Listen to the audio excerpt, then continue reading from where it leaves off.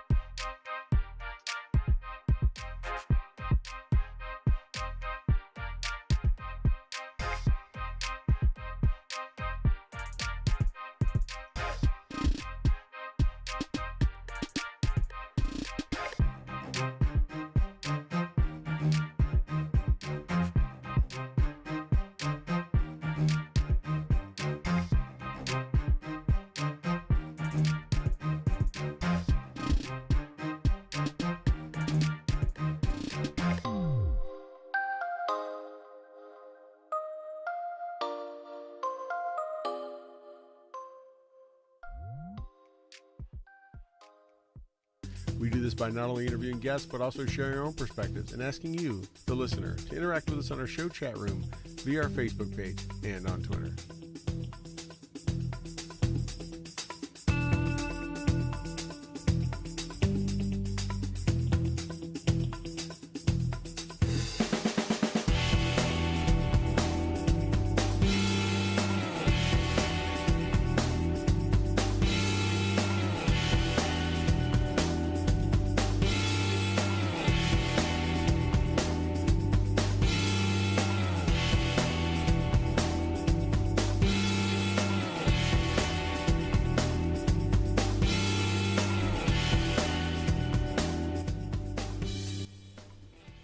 All right, welcome everyone to another episode of Stu and the Nunn, episode Deuce Ocho Deuce 282. That was from my brother from another motherland in the very southern studio. Had to go.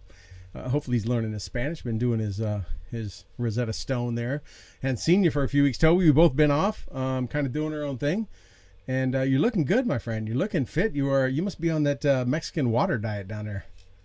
Yeah, get on the way. No, I've been back on the mats doing some more jiu-jitsu, eating fresh. You know, obviously, like running a fishing business, there's a lot of fresh fish, and I've been trying to keep it clean. Unlike my nightlife, which is, you know, in a bar. So I've been trying to, like, you know, even it out by eating healthy and doing a little bit of exercise to counteract like some of the social aspects of the job. But everything's good, man. It's good to be seen. It's good to see you. It's been a couple of weeks. And, you know, I miss you, but man, I tell you what, like, I don't miss the news. Like, I'll say that again. I'll say it every time I come on the air with you guys. It is nothing better than being in a cave down in Cabo San Lucas. And I think that's Mexican for no CNN. Yeah. That's Espanol for no mainstream media. And so it's great. You know, my mental health's a lot better than it normally should be. You know, and it makes up for the long days and nights, so it's all good. Yeah, that's a good point. I mean, I usually have to like give you a 1 week dump before every show because you're like, what's going on? Or we have a text chat, which the stuff you get in there really doesn't keep you up on news, but just sporadic things. But yeah, it is. You do stay disconnected. I'm with you. I was in Key West last week on spring break, and it was nice to be disconnected there too, as I was bubbling underwater and was able to do that. But I do envy you in that aspect. But, you know, I know you do know who our guest is tonight. Before we get to him, because he's been famous for more than a minute, we do got to recognize our sponsors, Commodity Outdoor Development Group, Red Rum Sport Fishing in Cabo San Lucas. Got to give your places the top two bills. Listen 9 Fight Company, boohammer.com, and of course, Gear for Grunts. I'm wearing the new Ramp shirt. Hold 556, made by Commodity Outdoor Development Group, sporting the Texas flag there. Just got that when I was down at Tejas a couple weeks ago, so I want to give them a shout. Good Doug over at Gear for Grunts. Also give them a shout out. Paying for the sponsor. Sponsors, well, they don't really pay for much, but a little bit. Anyways, want to get that rounded and want to welcome tonight's guest, a guy that knows all about sponsors and and social media and online presence.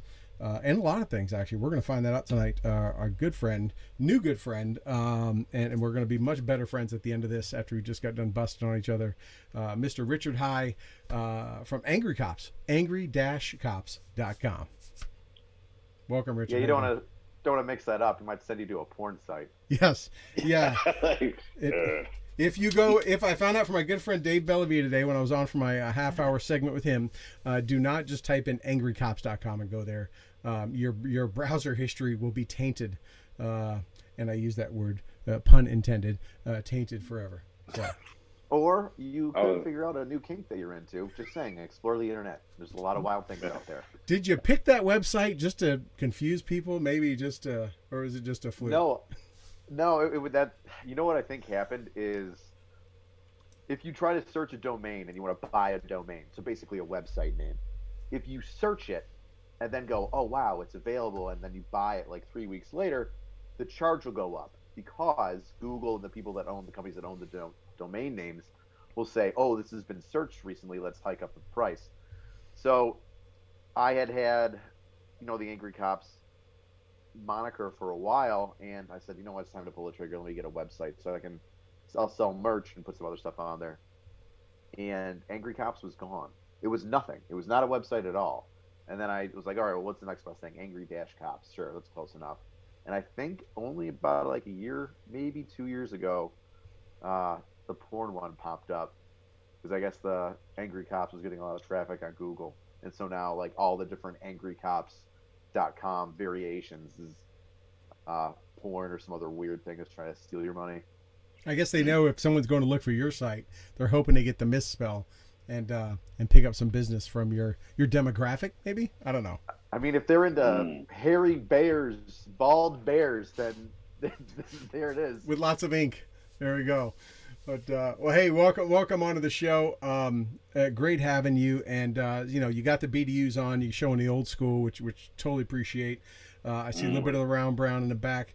You're not only just Angry Cops, you're kind of Angry Drill Sergeant. You kind of got both, right? Depends on which persona you decide to demonstrate in that day or that video. But give our listeners and viewers, if you wouldn't mind, a little bit of background about just whatever you feel comfortable in your background in military, law enforcement, or whatever. Kind of let them know where you come from.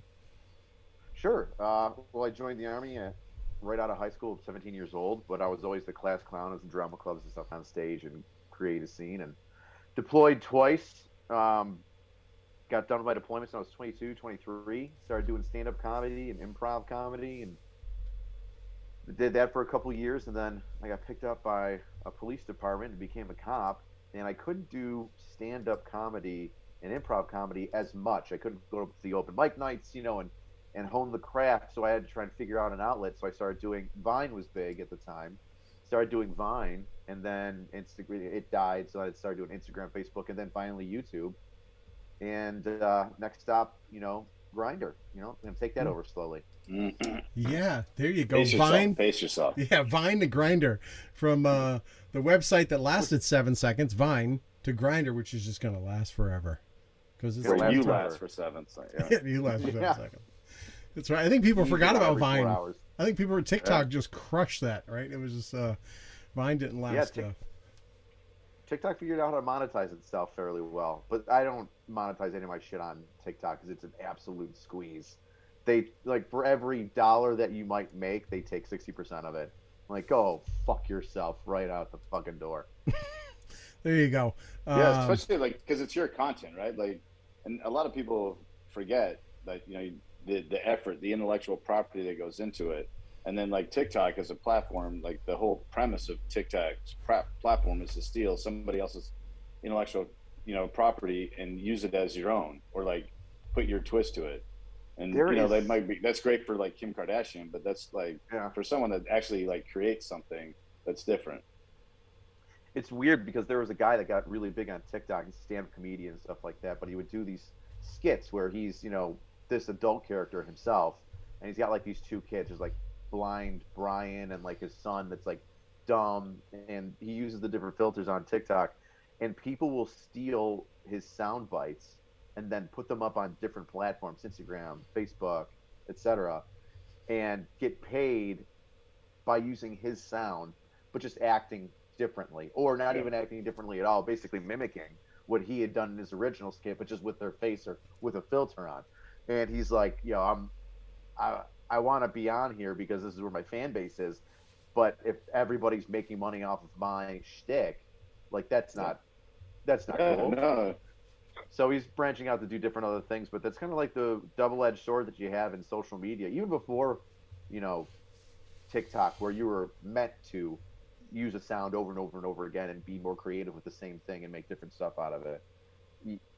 People were always, the more famous you got, the more viral a video would go, the more people would take it, post it, just so they could get clout or they could get views, and then not even tag you, the original person in it, which happens to me all the time. I think my most viral video ever is I was at engineer school, and I'm moving sandbags, and my buddy goes, "What do you want me to say?" I go, "Just ask me, what I'm doing this morning." He goes, "Okay." He goes, "Hey, Drill Sergeant, hi, what are you doing this morning?" I go, "I'm moving sandbags 15 feet over that way." What's it look like I'm doing? He goes, "Why?" I go, "Does it look like I know?" And it blew up. It went everywhere. And I can't tell you the amount of times I've seen it reposted, and nobody tags me in it. But it'll be funny. Then, you kind of got to give up, right? You can't be mad at that all the time. Otherwise, you're always going to be pissed off, and you're never going to want to create anything. But it's funny in a way, because every time I'll scroll down and see the comments, somebody will be like, "Yo, that's Angry Cops. Quit stealing the shit." I love my fans. Oh, I that's love cool. People that That's me. cool. Because they shit all over people that steal my stuff or that try to come at me. It's pretty cool.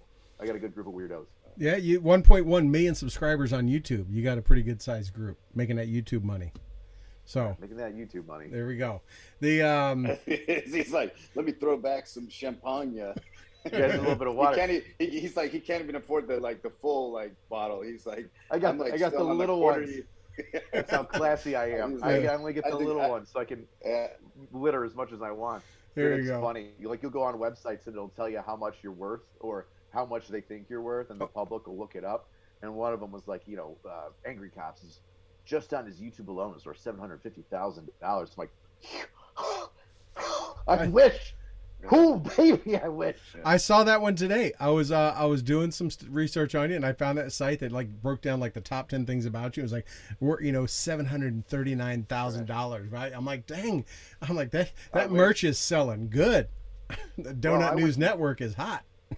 I'd have more than Donut News Network is taken off. I'd have more than one car. I tell you that. I'd probably splurge on a motorcycle too. I mean, you got a KitchenAid back there. I'm just saying, those aren't. That's not a Walmart special. You got KitchenAid bowl. Bougie. It's not even the mixer. That's a bougie appliances. Yeah, man. That's a first world problem right there. Yeah. It's my KitchenAid's not. I got so much bougie. I don't even unbox it. Yeah, that's it. So I want to roll. roll. I would have cleaned up for you, but that's all right. We get a lot of. Obviously, we get a lot of guests, a lot of military guys and tier 1 operator guys, and their I Love Me walls are phenomenal. We have a lot of cops and Sheriff Lamb. We've had all these people, and they just have these. Just their I Love Me. The wall behind them is just astounding, and you're just like, there's a hat. There's my KitchenAid bowl. I got some folded up my clothes. Dining room table. And I don't have an I Love Me wall. I have photos of there's one of me after I flipped my police car bleeding. That's a moment to savior. It was hysterical. It was a good time. All those rollover drills legitimately paid off. I'd have flown out the window. All that time rolling over in that during MOB training, right? Yep. Just being like, boom. There you go. Sorry about that. There you go. Oh, I forgot. I remember when they got a rollover simulator. Yeah. I remember when I had to go back to Shelby one time, and they're like, you can't go down. They're like, you can't go down range until you go to a fob and go to a rollover. I'm like, for real? And they put us in that rollover thing, and I was like, oh no, this is serious. Yeah. Yep. And then it became like a CTT skill. If you didn't execute rollover, if you didn't enunciate it, concurrent training, The problem is, what do we learn in the military? You train harder to fight. They didn't make that realistic because they made it realistic. There'd be 5 Red Bull, 3 Rip It cans flying all over, a Gatorade bottle, a Gatorade bottle full of pee that from the gunner in the back, right? Yeah. And a Halon bottle going off. A Halon bottle going off, and probably a Miss Barbie doll like thing you had hanging, and stuff like all that should fly through the rollover drill, and then. Like a Maxim magazine, like stuck to the side of your face, like exactly. Good old Maxim. Good old Maxim. No, classic Americana. That's it. But anyways, let's roll it back a little bit. We could probably go on forever on some of that. I was curious about you, and you brought it up. I was like, I wonder if this guy was like a theater. Was he a drama club geek? Was he in all the musicals and plays? Was he just a class clown? Because kind of all that comes out in your videos. I mean, what does that background look like? Well, I mean, in high school, we didn't have a drama club for 2 years because the guy died. Like, the drama club guy that was in charge of it passed away. Yeah, there was a lot of drama. And so he keeled over, and I went to the high school, and first couple of years, there was no musicals, no plays, no shows, and I was just kind of coming into my own and, you know, starting to open up. And then my junior and senior year, an actor came in, or like a local actor came in and was like, hey, you know, you need an opening and it's a paying job and let's do it. And so my first time on stage, not being just some random clown, but actually like kind of acting, was in high school, and I was in a musical called Over Here, and it's about 3 people, and one guy's from New York City, one guy's from the country, and one guy's from I forget where, like some suburb. And they're girls, and how they get ready to deploy to go to World War II. And you did that in high school? Did that in high school, and then the next year was, I wasn't Jesus Christ Superstar, it was something else. I see you as a hairspray guy. Back when I had hair, and I played Jesus in that one. So I have a little bit of a God complex now. The first one I was kind of like, it was like 3 male leads, and I was one of them. And then the next year I was the male lead. I was Jesus. So did you kind of have a knack for? I mean, if you didn't really have a drama club, did you go through any kind of acting classes, or it was just your exuberance that just poured out of you? No, I wanted to be a comedian when I was like 5 years old. Okay. Jim Carrey and Robin Williams were my like comedy idols. I wanted to be like them. I had high energy, so you know. I think you still do. Yeah. Yeah, right. And I like doing accents and a bunch of different a bunch of different accents and voices. So Robin Williams is great with that too. Yeah. So I would watch them. From like 5th grade all the way through high school, I would watch, record, and rewatch all the Comedy Central Presents stand-up comedians. One of my favorite comedians when I'm like 15 was Sinbad the Entertainer. Yeah, he was all right. He was hysterical, clean comic. Yeah, absolutely hysterical. Oh yeah. So I just studied comedians because I knew it was what I wanted to do, and it baked into me how to tell a story, how to circle back to a joke that you started off the conversation with. So now you've got that, like, oh, we tied it all together. And I may not know all the terms, because I only did stand up for a short period of time before I jumped into improv. But yeah, it was fairly comfortable for me. So let me ask you, what is your favorite, if you can name it, your favorite Robin Williams skit? Is there a bit that stands out to you? One of the bits that stands out to me is Robin Williams live in New York City, and the golf one. Yes, thank you. That is thank you, brother. That's my favorite. Right? I can watch that all day, 10 times a day, and the accents and the stroke and I mean, that is by far I think the best. It feels like you're gonna fucking die. Yeah, exactly. Yeah. I memorized that entire stand-up thing. My buddy and I would like hang out every weekend, and if we weren't actively engaged in building something like some ramp or fort or some nonsense, then we would be watching Robin Williams live in New York, and then be like, and quote it alongside of him. Right. Now, were you raised in Western New York? Born and raised here? Yeah, I'm Buffalo boy. Buffalo boy. Niagara Falls, and then the city. Okay. Buffalo. All right. The interesting. So you did some stuff in there after you graduated high school in the military. Did the theater kind of acting thing, I'm assuming, kind of pay off, or did you just still have that kind of class clownness, like let me see if I can make everybody laugh and that kind of stuff, or were you more of a Oh, wallflower? in the military? Yeah. In the military, I was a ham. Yeah. Yeah, I'm. First sergeants loved you, Yeah. huh? First sergeants just look.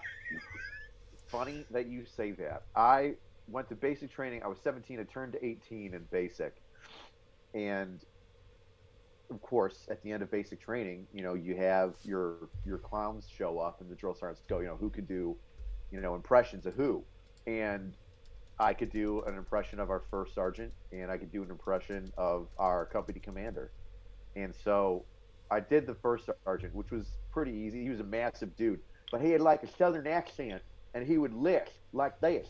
And one of the things that he said was he was saying to private, scrub the barrel of a fucking M16 rifle with a bore brush. And he's like, "Hey, private, how about you stop scrubbing the fucking barrel of that freaking M16 with the bore brush? You're gonna scrub the blue right off of it." And that was one of the things that he said, and they thought it was funny. And but what set off one of the drill sergeants, he was an MP. I went to like a non-MOS specific basic, and then I went to brag for my AIT. He was an MP, and when I would do our company commander, who's like this guy kind of like Jay Leno, he had a really big chin, he would talk really fast, and he would juggle things all the time, and wear his hat at like a backward angle, and that was him. And the drill sergeant just lost his shit and ran. And I didn't know this, but he came up to me after I was done. We were graduating. It was like graduation day, and we were going to our families and shit. He's like, "Private High, post," and I was like, "Yes, drill sergeant." And he's like, "Private, you make me lose all military bearing when you do the company commander impression." And I was like, "Hell yeah!" And then after that, I would, make up funny cadences to march to. I still do. When I was in drill sergeant school, we had to stay in our classrooms. We know when there was time to kill, and they would make us march in place, and and sing cadences and take turns. And I did "Staying Alive." I made a "Staying Alive" cadence, to which the senior drill sergeant came in and was just like, "Who? Hi, of course, yes, all right, that makes sense." And then, continued. So that was drill sergeant school was a place to continue to enhance your comedy career. I'm assuming, because everything's so so by the book. My drill sergeant school sucked. Yeah. Ready, step, ready, step, ready. Ready. I imagine you, to break that up, you had to have really taken that up a notch. Did you guys go to drill school? Or any of you guys No. got the hat? No. Yeah, no, at 100%. I got my nastygram to report to the trail in Iraq, and I was like, "Ooh, awkward. I'm not gonna make that." You're like, no, I'm gonna train. I'm gonna train Iraqi National Guard instead. Just the same thing. Yeah, which was comedy in itself. But no, you have to have levity, and if you do it well, like some of the favorite memories I have throughout my entire military career were those moments where, like, at the end of a field problem, or like the leadership would find a moment to try and put levity into like a suck fest, and it was that guy that stepped up and did that impersonation. It was that guy that like could find the humor in the most minute detail and then bring it forward, and then everyone could share in it. And it's a special fellowship, because like when you endure something, like you have an appreciation for it. And while it like sucks really bad, if someone can turn that suck into a riot, like it changes the whole dynamic of the battlefield. It changes the whole dynamic of that exercise. It changes the whole dynamic of that culture and that climate. But I remember being a senior NCO being like, "Man, you can't be a joker all the time. Shut the fuck up." But you do have a good knife hand. And so like I've been watching you for a couple of years, and when you like lean back, or like you go down and you disappear out of the frame, and all I see is like the edge come up, I'm like, "Oh, here we go." And sometimes you're ranting on like good stuff, and sometimes it's just like I don't even hear you. I just like I see the posture, and like in my own mind I'm like, "Oh, I wish I had like the ability to like knife hand this person in my office right now." And I'm like, I live vicariously through your arm hand signal.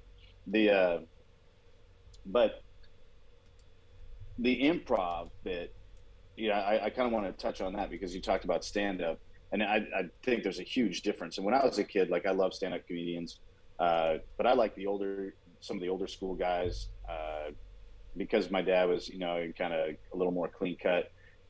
We didn't have like Richard Pryor, although I listened to him at my buddies, and I thought he was like hilarious. Eddie Murphy Raw, I thought that was really funny. But like the guys that I really got to listen to and over and over and over were like the Bob Newharts and stuff like that. And I remember like I got a Bill Cosby thing, and I was expecting that to be like super clean cut, and that was like some of the raunchiest stuff. And then you had like Kinnison, and then like afterwards like Andrew Dice Clay, and you had these guys, and I really like that. But I fell in love with like Saturday Night Live. And I fell in love with Saturday Night Live because you would see these guys and pals take on a whole different character, 5 or 6 of them each show. And I was just so fascinated with that ability to like create and come up with this new character, this new voice. And of course, some of them were lightning rods, like Dana Carvey. That dude can impersonate almost any. Dana Carvey is amazing, but like coming up with like characters like the church lady, and just some of these like, when you look at Mike Myers and Dana Carvey like doing Wayne's World and coming up with these just characters that actually exist in the world. Like the church lady is a real person. Wayne's World, those are real guys. Garth was based off of Dana Carvey's like younger brother or something like that. Yes. He actually like based the character off of one of his like somebody that he knew, and then like added a little bit more flair. But yeah. And when you'd see these guys, and then of course because it's live, I've always had like a fascination for the stage, and when you have to like maintain character and you can't like, drama's easy. Like everyone thinks it's hard to cry, everyone thinks it's hard to be serious, and like I think like dramatic interpretation is a lot easier than comedy, because I think it's harder to maintain character in something comedic, because like it's a juxtaposition. You're trying to be serious about something that's like absolutely ludicrous, and I think that takes more ability. I think that takes more talent. I think that takes more emotional control, and like that's why I love seeing times, especially in like Saturday Night Live, when people break characters, and because it really is that funny. Like, well, that's what makes people laugh, right? When the comedians start laughing at their own jokes that they've already rehearsed and scripted, and it still finds it so funny, they laugh, makes everyone else laugh even more. Yeah. Right. I mean, the simplest thing, like if you can keep a straight face and fart in church, you can make it as a comedian, because like the rest of the world, like you fart in church, you're laughing. Watch out for this bench, this pew. Speaking of comedians keeping a straight face and on a serious topic, let's talk about how you've kept it together on this light subject of Karen Kavanagh, right? You've taken Karen Kavanagh and to a whole new level on her stolen valor, and without a doubt, it's riled you up as it has Toby and I and many others who have seen this thing happen. But I was just recently watching your one of your angry your meme review show, and you're getting ready, and you've got some new news coming out about her and all that kind of stuff you said. But Saturday. Yeah. Okay. So, how is that? Because obviously you do take that personal, as all of us do in the military community, but you're also able to take it and put a comedy to it, and not just cuss her out one from start to finish. I know the channel's kind of a rant, right? And because I'm bitching to a camera about something that happened, and I'm angry, right? But I never wanted to be just the channel that regurgitates everything. I wanted to tell a story and make things laugh and add to the story. So, Sarah Kavanagh, Karen Kavanagh, as she's wonderfully nicknamed now. Wish I could claim that. Yeah. Wish I could say I made that name up. She actually didn't really make me that mad. Like, I'll get mad during some of these things, like legitimately mad. That's usually where some of the funny comes from, is because, I'll write some jokes down, while I'm researching what I'm about to talk about, but then sometimes you just get so heated in the moment that you just start spewing stuff off at the mouth. That's what I'm pretty good at doing.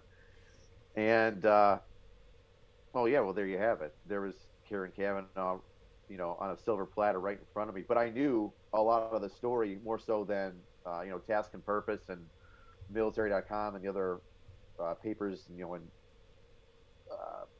online news agencies, whatever you want to call them, because I knew Hunter Seven Foundation. I knew the people I've worked with, the people from Hunter Seven Foundation. So it was, what do you have? Let me know. I'll go to bat for you. And they gave me everything, and I couldn't put everything up because I didn't want to blow up their spot so much, or put out information that could assist other stolen valor people. I think I say that in the video, but yeah, wasn't the angriest I've ever gotten. I think one of the angriest times that I've ever gotten was the veteran housing situation, or the military housing situation. That really pissed me off. The one down at Bragg, or is that the one? Well, no, it was nationwide. Oh, So just basically nationwide general. Yeah, there's this specific company called Belford Beatty that was in charge of on-base housing. What it would do is you would call them up, you'd say, hey, listen, this is broken. And Belford Beatty would say, okay, cool. They start a ticket. Ticket starts the second that you call. The complaint happens. They have to send somebody out, and they have to fix it within a certain amount of time. And if they would do that, they would get a bonus, right? Well, hey, if you're doing a great job and you're getting it done the way that you're supposed to, you're knocking it out, you're running on all cylinders, yeah, get a bonus. Fine, whatever. That's good. Good for you. You get an attaboy, a little pat on the back. Well, they were fudging the numbers and making it seem like they were doing everything on time, and sometimes it wouldn't show up to stuff at all, or it wouldn't get fixed, or it would take a week instead of a day. And they were still getting these bonuses up to, I think it was like $20 million is what they got in bonuses. Yeah, their invoicing was not broken. Yeah. Oh, their invoicing seemed to work perfectly.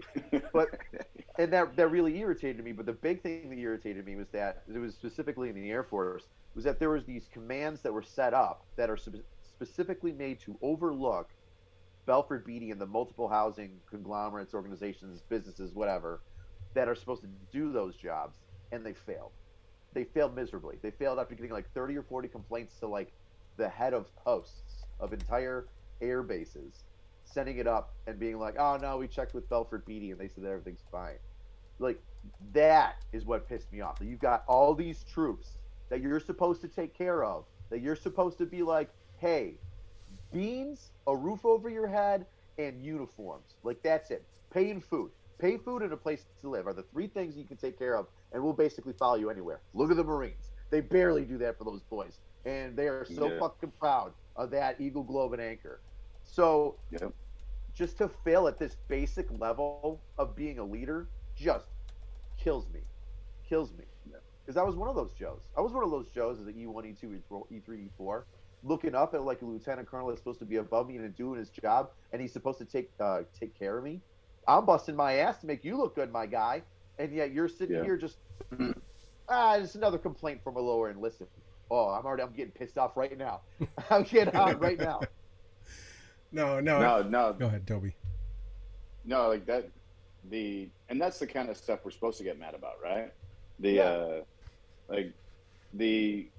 I'm kind of like, this Kavanagh thing, it bothers me. But I guess I'm like a little jaded. I spent a lot of time working in the nonprofit realm, and I've watched nonprofits get hustled by shysters, and convets and professional veterans, and I see it, I've seen it.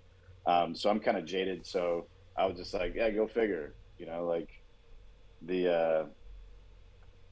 kind of like there was a guy in Texas that he was taking advantage of hunting and going on these different hunting trips, and he like put this whole thing about himself out there, and he was being paraded around literally and figuratively. And during a parade, the flatbed, the parade float that had the wounded warriors and their family members on it, got stuck on the train tracks and got hit by a train out in Midland, Texas, and some people died.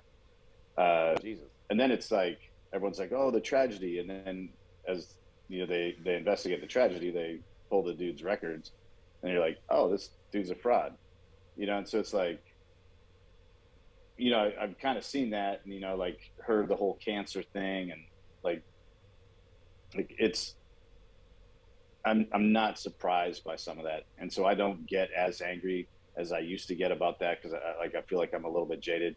But when I see like something like this, the housing thing, like one of the things that drove me nuts, and like I lost my absolute shit on it. It definitely affected my career, uh, especially near the end, was a state government imposing tax on their National Guard deployed soldiers from their state and taxing their bonuses Which substantially. state was that? California, and No say it, shit, happily say these dude. motherfuckers. And like, and they, You so need they, me to say I knew. I knew. It was yeah, gonna be and so California. like I watched them like rob my soldiers. Like my last tour was with the California National Guard, the 160th Infantry, and I watched them rob my soldiers. I watched them rob me. And then when I like called them on my taxes, because they took income tax from me while I was deployed, I was like, actually, you need to give that back. They gave me an IOU, and and I watched the leadership, and to which I was a member. I watched leadership laying like, oh man, well you need to talk your guys down. Like, no, I don't need to talk my guys down. I need to talk my guys up. And like you just said, like, hey, my guy, Yeah, like you got a hey, job. no, to do. uh, go get the checkbook, because like I know you have access to it. Go get the checkbook. Go find that pay line. You find that funding line, and you start giving the boys their money, the gals. Like, this is their money. They did this in good faith. You're contractually obligated. And I lost my shit. And like, even after I got out, and that was one of the reasons I got out. And even after I got out, like I still continued to like rail on that and do as much as I could. And like 7 years later, one of my guys got like 25% of like the bonus that was due to him. And like the sad part is like I felt like that was a win. And Right. where that was in reality a 75% loss. But like those are the things we should get mad at, and those are the things like, yeah, bring that knife hand out. And when you have a platform to which you can kind of communicate, like within every joke is a hidden truth. That's what makes it funny, right? That's what makes it funny. It's a great way to communicate, because if you can like present a really good argument, like, and that's why guys like Jay Leno, can sit behind a desk. Johnny Carson was like great at it. Even Bill Maher, like Trevor Noah, they can sit behind a desk and they can like take like this piece of information with a joke, and they can present.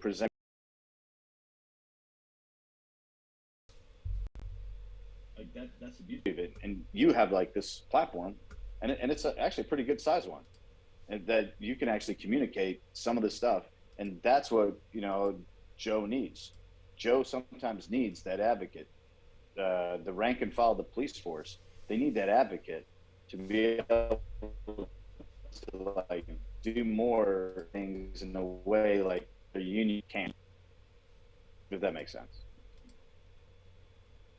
I'm picking up what you're putting down. Do you feel like you're a voice for some of the soldiers, or even for some of the cops or anything like that? I mean, obviously as angry cops, you do both military and law enforcement.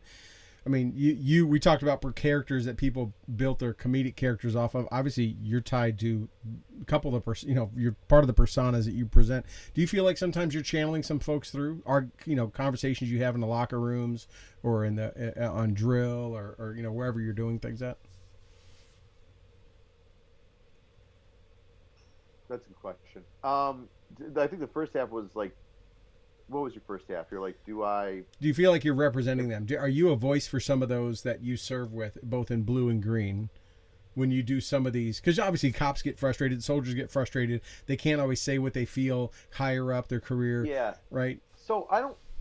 It's weird when you say it like that. When you're like, do you feel like you're a voice? I don't feel like I'm a voice like that. Like, I don't want to be the loudspeaker for a group of people. I want to be a loudspeaker for me. I want to say the way that I feel, and if that is then echoed, or received in the community, then hey, awesome. I'm glad that people see things that way. But I don't go out of my way to try and make a point too often. Do you have fellow cops or soldiers sit there and say, "Dude, you need to talk about this, or you should All the spin time. this"? Oh, okay. Oh, dude, that's how I get a whole bunch of my stuff. Is I'll have an individual troop send me something and be like, "Hey, check this out." And a lot of times I don't want to say it's trash. A lot of times it's lower enlisted guys just having a bitch, and they're like, "Yo, I want to see you rip it up," and I'm like, "That's not enough for me to rip up, man. You give me one paragraph, and I don't have any other information than that. If you can send me a link or give me more information, then I absolutely will."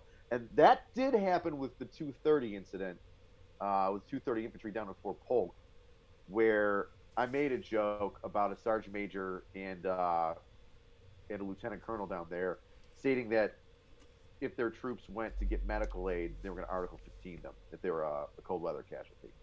And I was like, that's fucking dumb.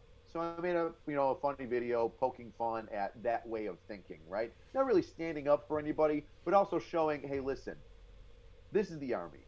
Can we please stop it with the stereotype bad leadership of I'm going to Article 15 you if you get a sunburn because your government property and you didn't properly put on, sunscreen? Can we just chalk it up as a loss and just say, hey, listen, man, you need to do this right the next time. Let's be responsible adults, blah, blah, blah, right? So in that same vein, I made a funny poke at that. Well, what ended up happening is I kicked a fucking hornet's nest with that one and had the, yeah, oh boy, did I ever. Started, what is it, what's it called? IG investigation? 15-6? 15-6 section? Yeah, I had a 15-6 investigation on that one. On you? On you? The Army. Well, yeah, I contacted the Sergeant Major of the Army because I made my follow. It's the first time I made a follow-up video, and I sat down behind my bar in my living room, and I said, "All right, here's the deal. This is me actually being a voice now. No jokes. Here's all the people." I actually did like a legitimate investigative journalism where I had about 30 individuals from that battalion and brigade. I had staff officers contact me and say, "Yo, this is fucked up. This is what's going on." And I, complete anonymity, and laid it all on the line and said, "This is what's going on. Here's what I have. Here's the way that I see it. Let's try and fix it." Like an AAR, right? I'm not just going to sit there and shit on you, especially if I'm in and you're in and you're an officer and I'm not. Yeah. I'm going to say, here's how we can fix this so that it's not all your fault and this is a bitch fest from me. Well, that didn't go over too well. So I had a 15-6 investigation opened on me. I don't know exactly who started it, but it was a 15-6 on me regarding the incident. And yeah, and I had to give a social media class, and I had to drive out to Albany. So about 8 hours of driving in one day. Did you teach a class on how to make TikTok videos and tweet, or no? That's not really the not deal? in uniform. You can't do it in uniform anymore. Well, I mean, you can't represent. Right. The DOD. It's weird. The TikTok ones are weird because it's we kind of talked about it earlier. It's a trash platform that takes advantage of its users in a very real sense, takes advantage of them monetarily wise, and also, information, because it's, made by the Chinese government, originally. But at the same time, it's the way to reach the world. And if you want to put out, especially being in a recruiting unit, if you want to put out the positive vibes about being in the National Guard specifically, like myself, or the Army or any other branch in general, well, then you've got to go to where the kids are going, because guess what? The majority of our recruits, when they sign up, are between the ages of 17 and 23, and everybody's on TikTok, whether they're a college student or in high school and about to graduate. So if you want to reach out to them and be like, hey, here's an option for you, here's the reality of it, then there you go. And obviously, every time that you have some sort of social media open up, you have dumb privates doing something stupid on there. Yeah. And everybody, especially the old school guys, go, "Oh, our military's going to shit. They're a bunch of dummies on social media." No, man. Now their shit's out there. Now that turd is getting caught 10 times faster because there he is on video being a turd. I love it. I absolutely love it. Go ahead, get yourself in trouble. If it's not a big deal, then have your commander smack you on the PP a little bit, do a social media class, make sure that you understand what's wrong and what's right, and then carry on. And if it's a big deal, then you get your PP smacked real good and get kicked the fuck out. And there are people that have made some serious mistakes, and said some stupid racist stuff on TikTok, and thought that, oh, I guess this is okay, or oh, it was just a joke, and you got to be like, well, even if it was, you Yeah. got to be careful. Yeah. People No, don't. Go ahead, Toby. no, it's so from when Troy and I came in to like where we're at now, the landscape of social media in the military, it just has changed dramatically. It's Uh, exploding. yeah, and like Troy and I, like we actually met back in the day because we were both bloggers, mill bloggers, and like that was like this new thing, and they're like the Army and DoD were like trying to wrap their head around how to control it, and there was just there was a really smart guy, and I'm trying to remember his name.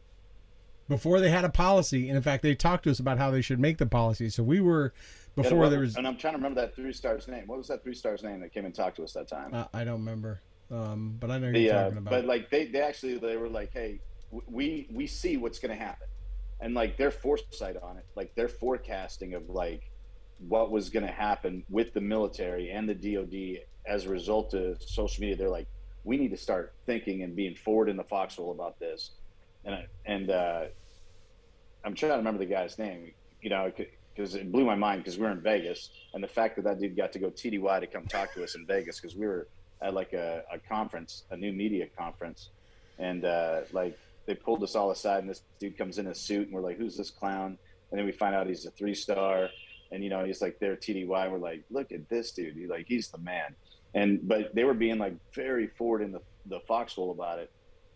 He had a whole social media group that like partied with us, like bottle service, the whole thing. Like it was straight up. Like, it was great. It was some of the best like travel card money ever spent. Yes, absolutely. But it to then see my like from that was what 04, 05, like to, and then fast forward coming back in what 08, Troy, and like now Facebook's a thing. Twitter's a thing. Back then, all we had was blogs, right? So the only way we did social media, the rest weren't really there. And then you start adding in Twitter, and you start adding in these things, and you're like, oh shit, like Joe can. And then cell phones, the ability of cell phones and the proliferation of phones within the force. It's no longer like all the dudes in the barracks sharing like the payphone at the end of the hall with the old little notepad. It's now like everybody has phones, everyone has access, everyone has a camera, and so it's been really neat to watch how the DoD has kind of managed this, and or mismanaged it, or mismanaged it. Yeah, but I remember back in the day, it was just like the simple like, don't go to a political rally in uniform. Your rules of engagement in terms of like your social presence and your public presence were very simple. And like now it's like there's so much nuance to it, and then like you said, like it's a minefield. It's got to be a platform. Yeah, it's a minefield for sure. So let's jump into that real quick, Richard. Have you, in both your careers, if you could say right now that you have, have you had a little pushback? Have you seen negativity? Have you heard snide comments, or seen where maybe some of your videos or just being popular on social media has had a negative impact on your career, both in anything that you do? In the Army, not so much. No, I've gotten, like I said, the 15-6 investigation, but I was, nothing really came of it other than just being more responsible. You know what I mean? Which I completely understand from my leadership point of view. Hey, listen, you're not going to get in major trouble here. However, there are a couple issues we'd like to address to prevent you from getting in trouble in the future. Here's what we want you to do. We're going to make sure you do it. Okay, very understandable. Totally get that. Nothing much more than that for the Army. In fact, it's been super, super positive and supportive in what I'm doing. My brand new battalion commander and my company commander who's been around for a long time. My new battalion commander knows who knew who I was when he got the job. Even before that, he was very aware, and was just like, we like what you're doing. It's very positive. We like that you're showing this positivity and bringing interest into the Army, and that you're so pro, specifically New York Army National Guard. We'd like to keep that going, and we want to, I don't want to say so much like assist you in what you're doing, but make sure that you're not getting in trouble and that you're not going to have an issue in the future, which is what they did.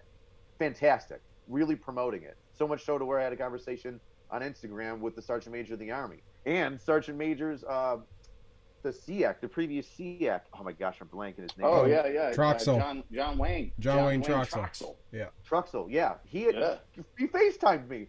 He Yeah, FaceTimed he's a me. cool Look at cat. your stuff. I'm like, holy shit. Yeah, I'm like, E-Tool Nation. He's a cool cat. Yeah. he seems like it. I don't know. Yeah. I don't really know that much about him other than a Wikipedia page and saying hi to him a little bit and knowing that his job title. But that was it. Now, that was the positive side of the federal government and state who enjoy what I'm doing. But for some reason, my city and the department that I work for, completely opposite. Completely opposite. So, suspended, multiple times for social media violations. Let me start at the beginning with the department. So, first off, so that I don't get in trouble from my department, and that it's already known on here, I was asked to be interviewed by a local news station, and my department put out a letter to my attorneys advising not only the local news station, but my attorneys got the same letter stating that if I wanted to talk about my current suit, which I have a suit against the city and the department on media, then I'm allowed to, and I can do that, And so there we go. So this is all a part of that. That way I don't get in trouble, and they can't go back on their word because it's already in paper and in writing. But it all starts with Vine. I was doing Vines. They were on duty. They were in the lulls of, December in Buffalo when there's no calls on the board or your section is taken care of. Obviously, if there's a 911 call, I'm not making a video. Duh. But optics. People people got upset and whatever. So got in trouble. They said, hey, listen, there's no social media policy in place, so we can't really get you in trouble. However, we're going to give you a letter of reprimand. I'm like, all right, whatever makes this go away, I'll play ball. You just tell me what I can and can't do. Well, they never told me what I could and can't do because they didn't have a social media policy. Asked them 3 times in that one interview area that I was in when they said, hey, we're going to give you a letter of reprimand. So I got in trouble, even though I technically didn't do anything wrong. So there's strike 1. Strike 2, they make a social media policy. I misinterpreted it on a couple different rules. And boom, first time I'm actually being reprimanded. Well, second time because I had a letter reprimand. But first time that I'm getting in trouble because there is a social media policy. It's 22 days unpaid suspension, which is absolutely unheard of. You get 22 days unpaid suspension when you get in a legitimate car accident and get a DWI. You get 22 days unpaid suspension when there's a negligible use of force. You get 22 days unpaid suspension, 0 pay for 22 days when you royally mess up. And one of the next steps is you probably being removed as an officer. Not the first ever violation of a social media policy put in place because of you. So boom, right away when that happened, I was blown away. I was gobsmacked because I didn't know why I was getting punished so harshly. It was an honest misinterpretation of the rules. I assisted in the investigation with Internal Affairs all the way, showing them all the things that I wore, all the videos that they had, any additional information that they wanted, so I could be completely transparent. And then they hammered me, and I knew, all right, cool. This is more than just me breaking a rule and getting in trouble.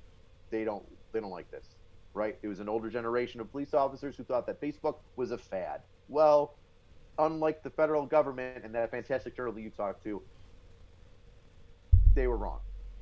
So the next time that I got suspended and then was going to be fired over was I made a PSA. I was basically on my way to court one day, and there was a woman nodding out from heroin. And if you don't know what nodding out means, basically she was falling asleep while standing, right? Not overdosing, but just high as a kite on heroin. And I take my phone out and I'm walking. I'm like, these are the effects of heroin. Literally, I say, these are the effects of heroin. Falling asleep in front of court. Go into court, get out of court, all done with the police thing. A woman that I know that worked in the court building said, hey, listen, I know you from work. Would you be able to help me out with this woman? Same woman, nodding out from heroin. What do? I grab my phone, I put it on my chest because I'm protecting myself. If this woman says that I said or did something wrong, nope, it's going to be on my phone camera, and I'm not going to get any complaints about me off duty or nothing. Screw that. Take care of the woman, get her some medical attention. All done. I sit in my car and I think about it. I go, you know what? This needs to go out. People just need to see the horrible effects of heroin. And in fact, like a year prior or like that summer, HBO came to my department and did like a ride along with a bunch of cops, specifically hitting on the heroin epidemic. It's like the heroin epidemic was like 5 or 6 years ago, and then fentanyl came in, like 2 or 3 years ago. So I was like, you know what? I'm gonna do a PSA. So I do. I say, don't do heroin. Here's the effects. I cut off the woman's head so you can't see who she is. And well, the department didn't like that. They're like, nope, you put this woman on blast on social media, and you were on duty. So no, I wasn't. I was out of court. It was before and after I was out of court. So no, I wasn't. Well, they said too bad, so sad. Send it to an arbitrator. And for anybody that doesn't know what an arbitrator is, that means that two sides don't agree, and they have a lawyer that they both sides talk to, and then the lawyer determines, what the best outcome is. Luckily, during that time, the commissioner changed over to somebody that was more understanding, and I was brought back on the job. But unfortunately, and this is the weird part, I was made to sign a contract that stated I, and the only officer made that had to sign anything like this, I was not allowed to post anything law enforcement related, or I would be fired. Law enforcement related, or I would be fired on any social media. So all the cops that could take a photo and post it on Instagram of them getting promoted, all the cops that want to go to a public event or doing like good community policing and want to show how effective they're doing and how they are going out and trying to become one with the community and understand the community that they're supposed to be patrolling. I can't do that. The funny guy that's good at social media can't do that. Can't do any of that. So the suit, this all comes now to the suit that I had with my department in the city of Buffalo that made it to the news, is First Amendment rights violations, basically stating just because they have a large platform doesn't mean that you can choose to silence me and only me because I have a platform. Right. Yeah. And basically, the stories that I just told you, the creation of the social media policy, and then me being the only one that's been so ridiculously, I don't want to say prosecuted, but just hammered on. The punishments so far exceeding what anybody else has ever had. It's a total. It's just they're completely blackballing, and it's so extremely obvious with all the individual stories that people are telling me and the individual disciplines that have been going out to people that have made similar violations or no disciplinary action to people that have made other violations, or just the fact that so many officers don't get charged with anything. And I'm not here to throw officers under the bus and be like, oh, look at them, they can do what they want, but I can't get them in trouble. No. My argument is saying, if all these people can do all these things and be free to do all these things, why can't I? Yeah. And that's where it comes down to this First Amendment violation. I follow probably 5 or 6 law enforcement accounts, and like I follow them specifically because they're law enforcement officers, and they're always in uniform, or vast majority of the time they're usually in their squad car. They're usually doing dumbass. Some are hot chicks, like some are like dudes, and we got deputy one time. We got Sheriff Lamb. We got deputy one time. We've had him on the show. Yeah, both of those guys. Obviously, Sheriff Lamb. He's his own dude. So he can kind of, he's an elected guy, and people voted for it. So like he can kind of do what he wants to do. And one time is his right hand man. But like there's, a couple females, a couple other guys, and it. I think that does highlight good community policing. I think it does a positive. It demonstrates like one, human, two, like not some scary thing in a uniform. Like it demonstrates like that this is a total community, and I'm really frustrated. I grew up in Canada, and man, the most respected people in town were the Mounties, and it's so sad to see, be here in the United States and see that law enforcement's not looked at the same way that it is. Well, Canada's starting to get that way now too, but it just, for me, I really struggle with it because, one of the very first things that my dad taught me in terms of who I need to respect in my community the very first, like above hockey coaches or above teachers, were the Mounties. And it's just, I don't, I agree with you. If other people can do it and it's a positive thing, you shouldn't be. And that's like the National Guard, kind of thing in California, where the dog has a bone and they're going to chew on it as much as they can. Because this one time some guy got offended by something, and usually when you get offended, it's because it's convicting you, and Right. it's probably true. You know what? It's probably true. Like you said, like when they're offended, there's an issue that I've had with just like the social media, the way that leadership looks at social media, and that's perception is reality. No, it isn't. No, it isn't. Reality is reality. Stop conflating the two. If you've got a good cop that makes a funny video, and now you're worried, or some politician or some lawyer or some district attorney or some mayor is worried that now that police officer is ineffective because they make social media posts, can we not separate the fact that Robin Williams wasn't an alien in Mork and Mindy, that he was actually an actor, that when he was walking around on the streets, he wasn't actually from another planet saying nanu nanu everything? If I can take away and say, well, Robin Williams is playing a character on TV, and when he's not, he's Robin Williams the individual. If I could do that for every actor that's out there, or every person that's on social media, whether it be a plumber or a fisherman or a doctor, a legitimate surgeon that can go on and educate people or make fun of whatever they want to be entertaining on YouTube. If I can separate the individual from the character for everyone else, but I can't do it for a police officer, you're the problem. My cops aren't the problem. And here it goes back to that leadership of the guys that are in charge got to take care of their Joes, right? The guys on top got to take care of the guys in the bottom.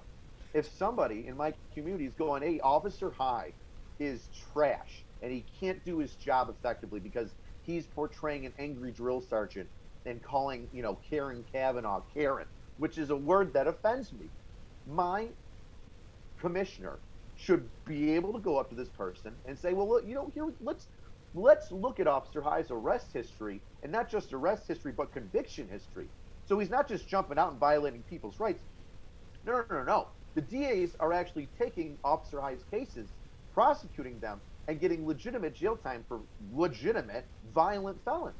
So it seems like, if anything, it's not affecting his job whatsoever. In fact, it's making him more prone to do the job even harder because it's more entertaining and he gets more out of the job when he can tell newer and more exciting stories about getting dope off the streets or a gun off of a gang member. Right. So I hate that perception is reality thing. It's not. Reality is reality. Stand up for your people and be able to stick your neck out there like a good leader and say, no, here are the facts. Here's what you're looking at. This is why you're wrong. This is why this person deserves to do what they do and get to do whatever they want in their off time. The person that came up with perception as reality is the same people that came up with the customer's always right. No, the customer's not always right. Right. Customer's an idiot. So let me ask you. So did that cause, and since the suit started or whatever, has that caused you to change some of the videos you do? You seem to be more military focused. I mean, you're not really so much angry cop. You're angry drill sergeant. I mean, have you changed and sidelined that character, that persona, for a little bit because of the order? Yeah, definitely. I can't. I don't want to get fired for my job. I love my job. I love being a cop. I had to take myself off the streets. I'm no longer on the streets because I'm too worried about having some sort of ridiculous news station who did a hit piece on me about a month ago do more hit pieces on me when I'm just doing my job. And ever since I had to sign that agreement with the city stating that I wouldn't post anything law enforcement related, otherwise I'd be fired, I had to cut out the police thing entirely. So it's been 4 years. It's been like 3 or 4 years. It might be going on 5 now, where I haven't been able to post anything law enforcement related. Right. That makes sense. Let me ask you though, there was a video made, went kind of social and viral, about you not long ago, but you weren't intended to. You were an innocent off-duty officer going down the street, and someone assaulted you. People were there with cameras, and stuff. Mhm. You can go into as much detail as you want about it. People can Google it and see. I mean, it made the news for a blip, probably more so because of your fame and what you've done, but and the timing that happened. Right, not too long after another every other instance were going on in this country. But how did that? Did they come back to you on that, or were you? Because I know more news, more info came out about that. It originally did not look good, like most things don't, just off of a quick couple seconds on a camera without context. Did that get cleared up? Did you get in any trouble on that you can talk about, or were you realized, hey, it just was bad timing, and it was you, or it could have been someone else? No, so I mean, man, you were really bagging there, man. You could have hit on anything. I didn't want to take it too Basically, deep because I don't want to put you in a spot, right? So no, that's fine. You're not gonna put me in a spot. I mean, I'm pretty good with reacting and talking, off the cuff and being forthcoming and honest. What happened is in a very short story, there was some crazy guy in the middle of the road. Went around him in my truck. I was on military orders, and I was getting I think my Class A's or something, or a suit dry clean. And I was in a uniform, and I go to the dry cleaners or whatever, and this nut job like walks up to my truck and starts, motherfucking me, being like, "Fuck your service." I'm like, "Cool, fuck you, dude. Whatever." Well, welcome to New York. People you disagree with on the street that are nuts. Like, "Hey, fuck you. Hey, fuck you back." And then that's it. So I go into this dry cleaner shop, and I look behind me, and I see this dude, and he's spitting, and he's swinging his skateboard at my truck, and I thought he bashed the hood of my brand new truck in. And so I ran out of the shop, and I screamed at him, like, "What'd you do to my fucking truck?" And he turned around with a skateboard on me, tried to brain me with his skateboard, and then that's when the video picks up. It's him and I in a fist fight, and I got his skateboard away from him, and then I sat on him until, well, not literally, I pinned him down to the ground, and then I told a bunch of onlookers to call 911 so the police could get there, because he just smacked my truck. I thought he did, and then he tried to hit me with a skateboard. Now, that's like the quick rundown version. Now, a lot more happened, because, after I got in a fist fight with this guy and tried to brain me with a skateboard, a whole bunch of people came out of the woodwork, and just because I'm a white guy and he was a black guy, they just started playing the race card. right. And all of a sudden, everybody started saying, "Oh, he's doing it because he's white, and this is just a black guy, and he's innocent." And the thing that disgusted me the most is that the video that is being recorded, I think it's the only angle I've ever seen. But the person holding the camera that's recording this entire incident, you can hear people around him talking at this restaurant that that I got on a tussle with this guy with. You can hear people saying, "Oh, he's been trying to hit people all day. He's been screaming and going crazy all day." This dude that tried to smack me with a skateboard has been harassing people and trying to assault people and been hitting cars with his skateboard all day long. And then people who wanted to get all uppity about it just decided to, jump on the racial bandwagon at the minute. People who didn't see anything was going on. Right. It was just absolutely. If I remember right, just real quick, if I remember right, and I watched the video right after it first happened, didn't he kind of start to give you, like, I don't want to say apologize, but he was like, "No, he didn't." I seem like I remember him saying, I did this to myself, or he didn't do something wrong, or something like that. Wasn't that the guy that you? I seem to remember him coming back like, no, it's not as bad. Like he's not doing me wrong. Did I get that wrong? Somebody's asked him if he could breathe, and he said, "Yeah, no, I'm fine." He's like, "I'm fine," and then he said, "I've been waiting for this all day." So, full story in effect now. About an hour before I drove over there, this guy was flashing his dick out to people and was trying to hit people that were walking across the street with his skateboard, like kids, and was trying to smack cars with his skateboard for an hour. There were over a dozen. I got some lawyers involved just in case, because I was like, "Fuck this.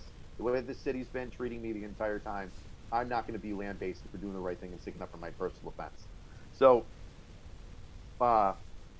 there was over 8 911 calls, 8, in the course of like 15, 20 minutes, on this guy stating the multitude of things that he had been doing on that corner. Officers showed up with a behavioral health analyst, somebody from the state that is able to assist in determining whether or not somebody has a mental illness. There, talked to the guy. no complainants came over to be like, hey, I saw him do this, as a witness. So they didn't have a crime. They didn't have a complainant for a crime, so they couldn't arrest him. And the behavioral health analyst said he seems to be completely with it. He's totally fine. We're gonna leave.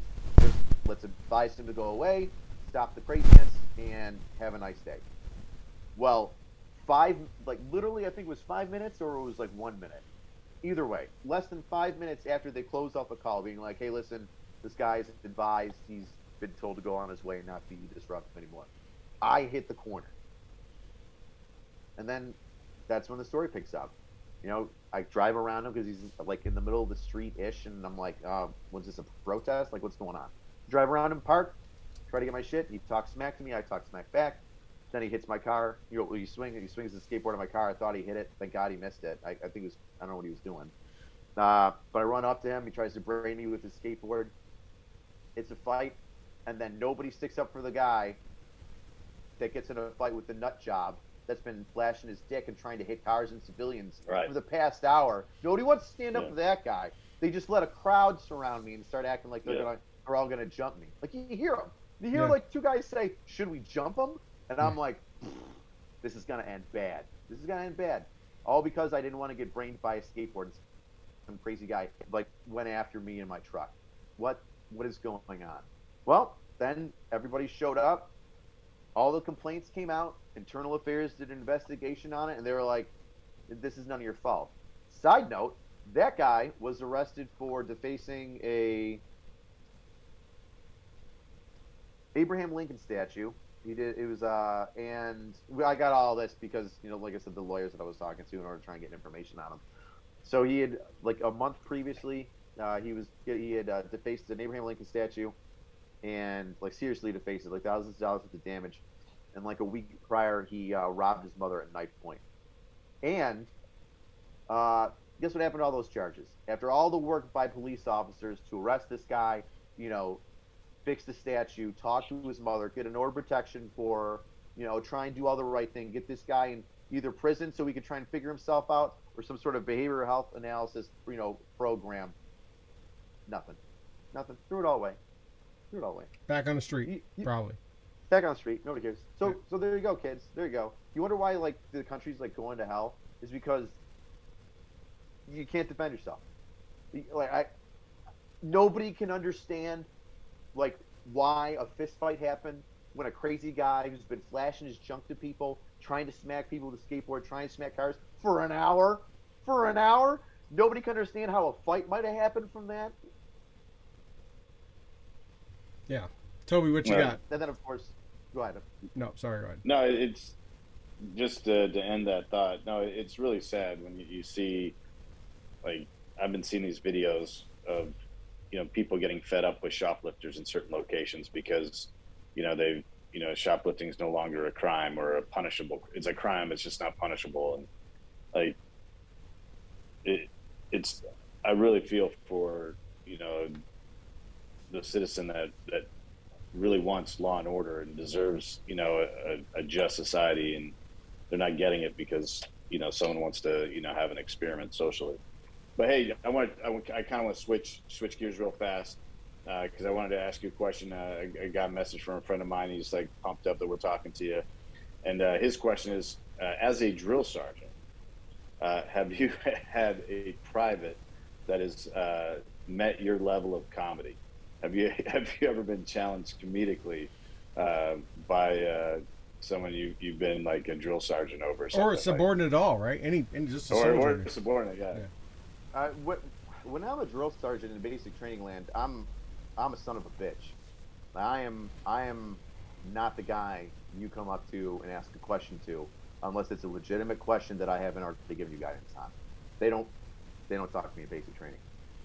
Nope. What about any soldier? Any soldier under your purview that kind of is hey, you're wants to be funnier than me? Yeah, I think so. He wants to go toe to toe. Where you felt like you're oh man, this guy's actually really funny. I mean, I've had some guys just talking to me as a voice, give me some really good one-liners. I mean, everybody in the military has a sense of humor, right? Even if you're the funny guy all the time, everybody around you is going to come up with a one-liner or a really good singer or a funny joke from something that happened every day. It's a round robin, right? Maybe I just say it more often than most, but I mean, I haven't really had anybody challenge me or to be funnier than me, but I also haven't really seen anybody that's kind of had the background with the comedy experience, and doing it for as long as I have.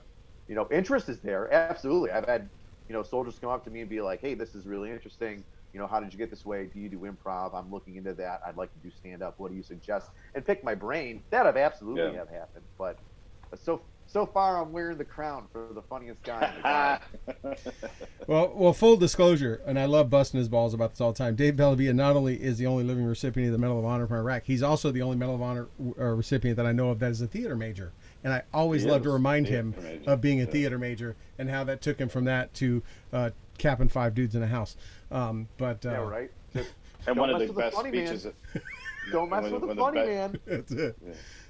And has had his speech at the Pentagon sampled. You talked about sampling earlier so many times. He's even in some hardcore, heavy gangster rap songs.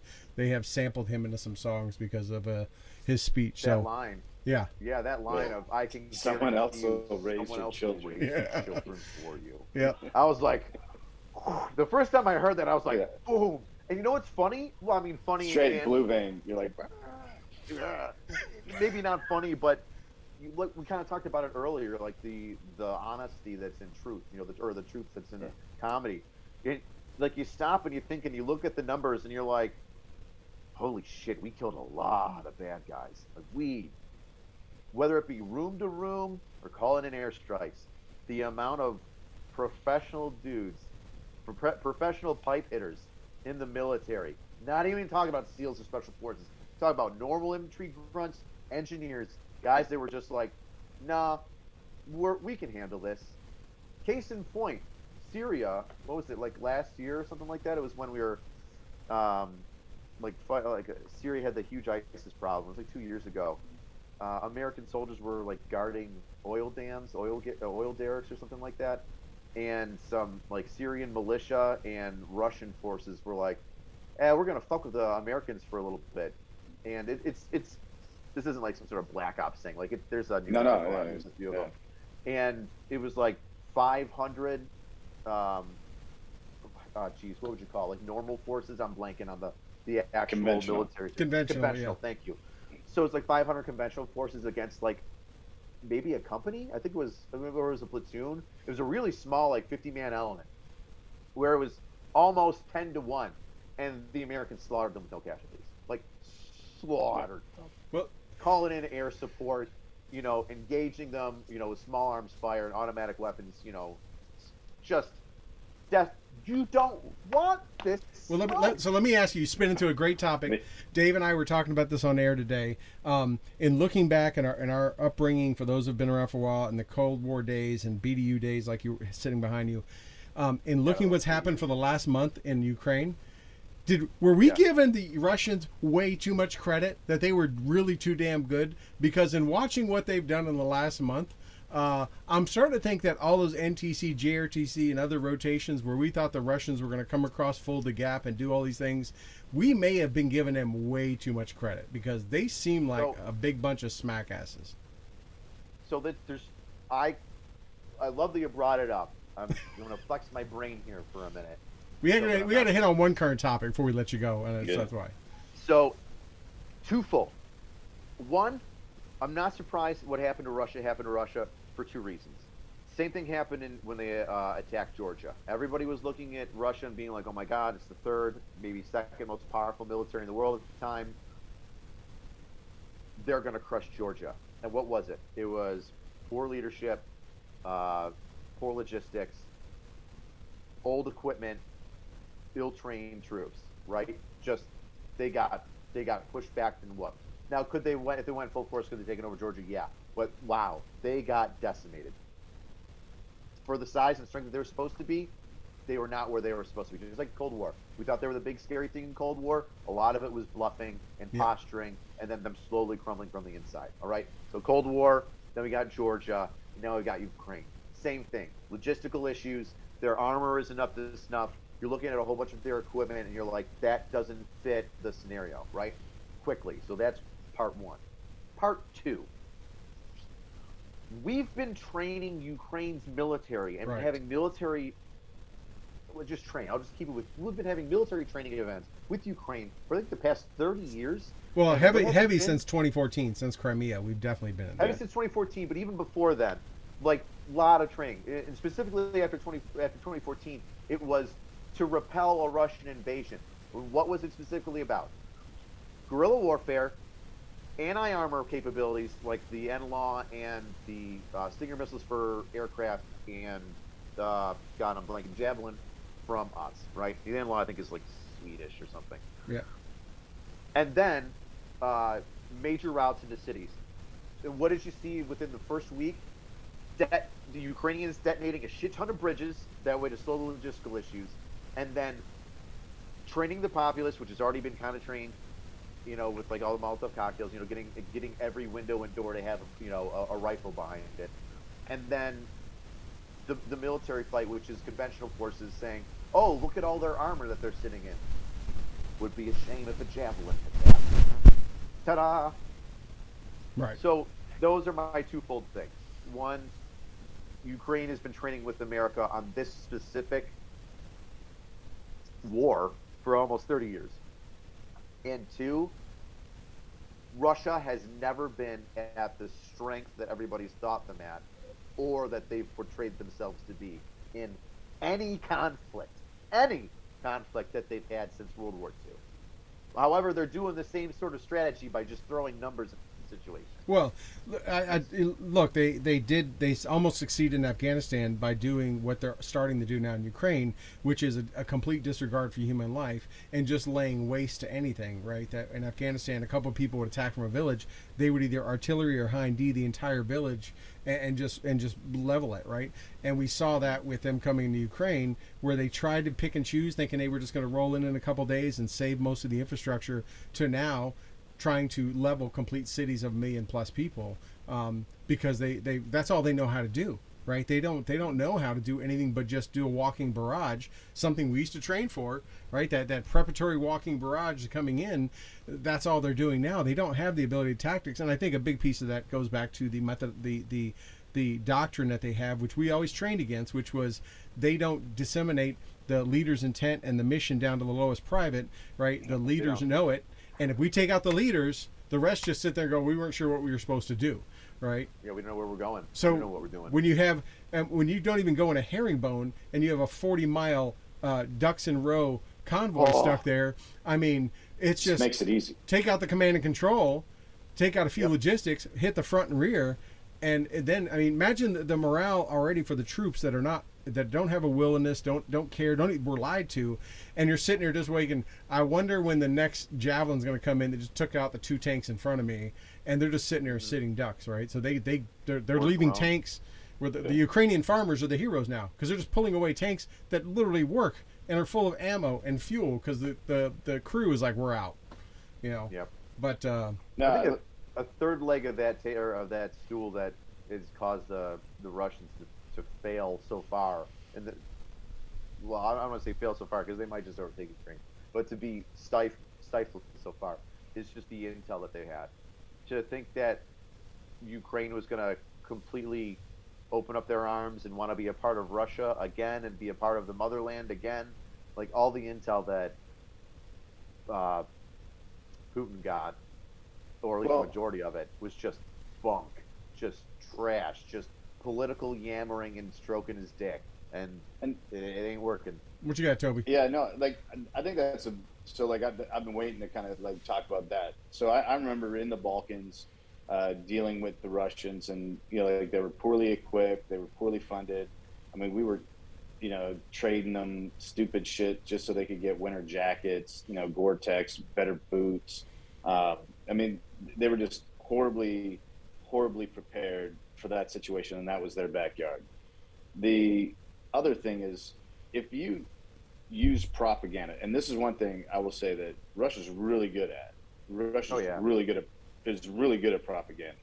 I will use their recruiting video that we've talked about on this show. They can make a video. They make a damn good. They have a good social media presence. And here it is. They make these videos, and they tell the story, and they get their people believing like they are this huge military might. They are this like force to be reckoned with. In reality, the vast majority of their soldiers are in the force because they have no other option, or they're indentured, and so like they're not the highly motivated, disciplined soldier that they're portraying them out to be. Can you Then, explain that? Because I've had a lot of people, and it's one thing that I haven't been able to dive a little bit deeper on and fully understand, is they're saying that there's conscripts in the Russian army, yes, and that yes. there's explain the conscript thing to me. So I'm not a subject matter expert. So like I mean, they're I'm, draftees. It's the same thing Korea does and many other countries. yeah. They're So like two-year draftees. that, if they don't have like China a does the same thing. prospect, if they don't have a prospect in terms of providing something positive to the economy, to the party, or their parents have a debt to the party, to the country, they can, relieve that debt or pay that debt through service. And if they aren't going to be able, if they're going to achieve a debt, they can alleviate having that debt by preemptively serving. Which is like, you're like, are you going to be able to do anything productive? No. All right, you're going in the army. And so a lot of that, either out of desperation, they're joining out of desperation. They're joining by, out of force. That's not a highly motivated, disciplined force. That that's weak, and that's why like they're abandoning things. It's just like the Iran-Iraq war. Like you can't tell a bunch of people like, hey, I'm gonna kill you if you don't go kill this guy. At some point when you realize like you have a chance to get away from that guy that might kill you, you're gonna make a run for it.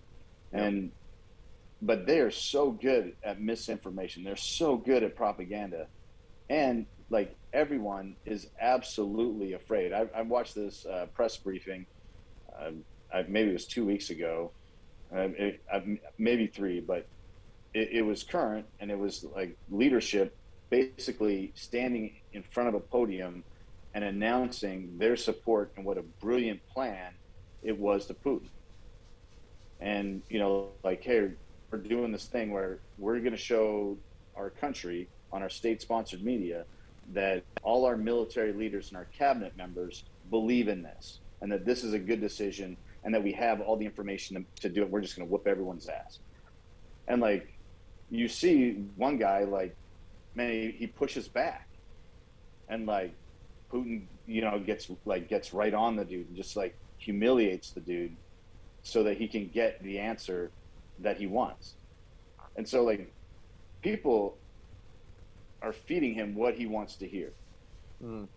And because he's so like high on himself, he absolutely like drinks the Kool-Aid, right? Well, his defense chief is gone, his intel chief is gone. Yeah. He's surrounded by yes men, and they don't want to be gone either. So they're like, "Yep, great job, sir. You're on." And here's the thing: is like they're so good at that information that they believe it to be true, and like it's logistically they can't handle it. And you're absolutely right. You hit the nail on the head. A really good friend of mine, shout out to like the 53rd Infantry Brigade, my main homie. Well, I guess I probably shouldn't say his name, but good call. They were over there up until like 3 weeks ago.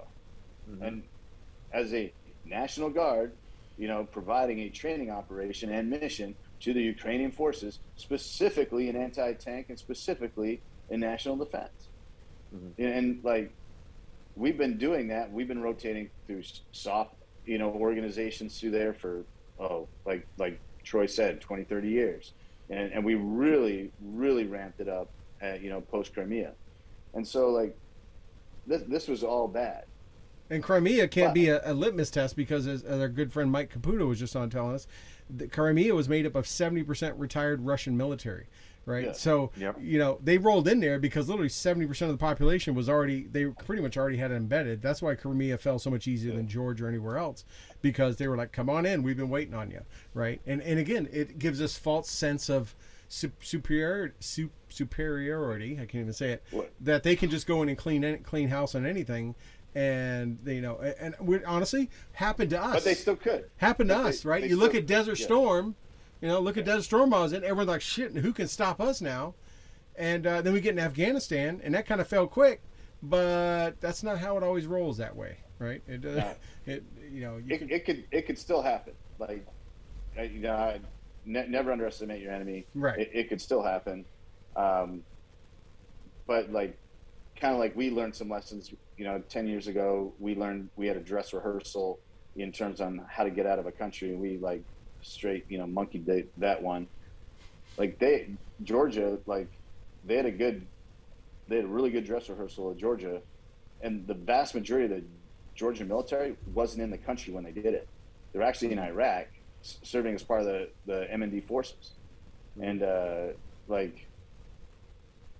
They probably should have paid attention to the logistical and stayed at home problems they had there. They probably should have paid attention. They had a dress rehearsal, but well, big kudos to Zelensky, because obviously if he would have jumped on a helicopter with billions of dollars and left, the country would. I mean, there's no doubt that he is a motivator and an inspiration to many that are staying in that country or coming back into that country to fight, Ukrainian and non-Ukrainian, because of a leader. We talked about it earlier, leadership, right? I mean, he is their Ronald Reagan. Yeah, Setting what are the tenets we talk about for the NCO course? Setting the example, being the example, all that kind of, all those ethos and all that other kind of stuff. This he's not always been the perfect and best leader, like all leaders, right?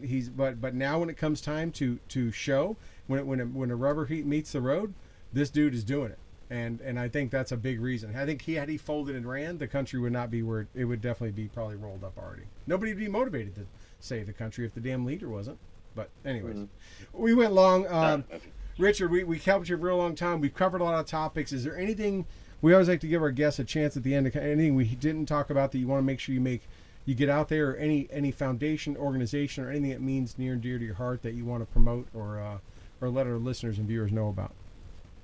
Yeah, I work closely with 107 Foundation, and it started all with Burbiz Events, which is a bourbon tasting and a veteran networking event where it goes to Washington, D.C. We've been in San Antonio, Texas, where else? New York City, New York.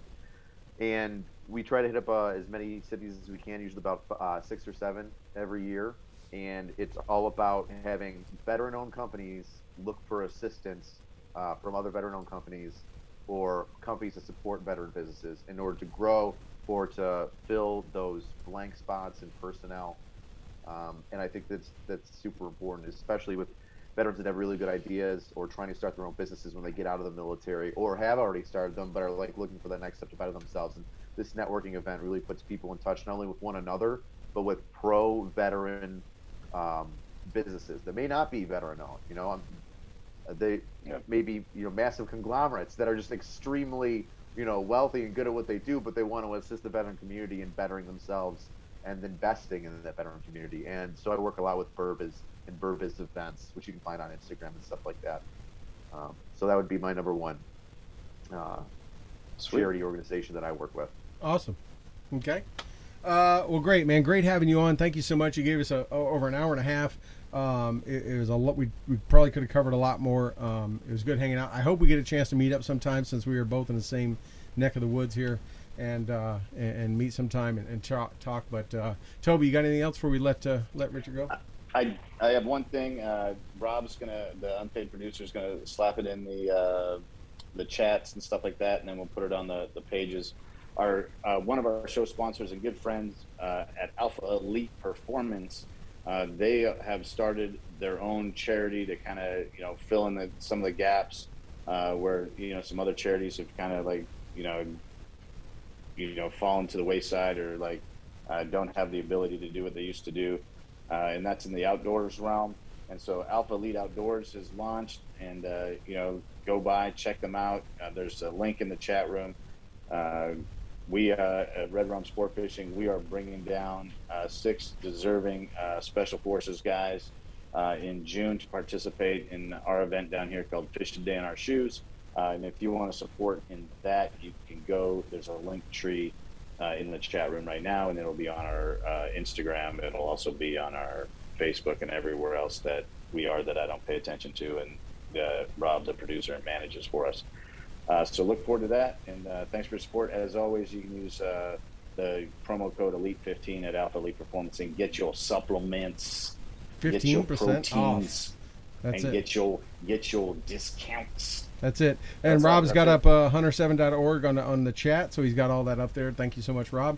And thank you, Toby. Good to see you again. Thank you, Richard. And hold on for a couple minutes after. Want to wish everyone a great night. Thank you for, sorry I've been gone for a month, but thank you for joining back with us here on this Thursday night. We'll be back next week. StuandtheNunn.com. Go there to hit all of our socials, find all the streaming and the audio outlets, and we will see you guys all next week. Where's my damn audio at? I don't hear my audio. See, we're freaking Bush League. Yeah.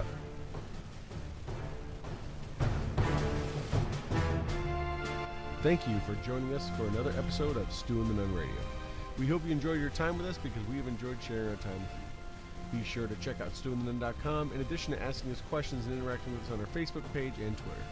We look forward to seeing you next Tuesday at 8 p.m. Eastern here on Spreaker and Facebook Live. Also, we'd like to thank our sponsors, Warrior Media Solutions, Poohhammer.com, Veteran Outdoors, Graybeard Publishing, and Mighty Oaks Warrior Foundation.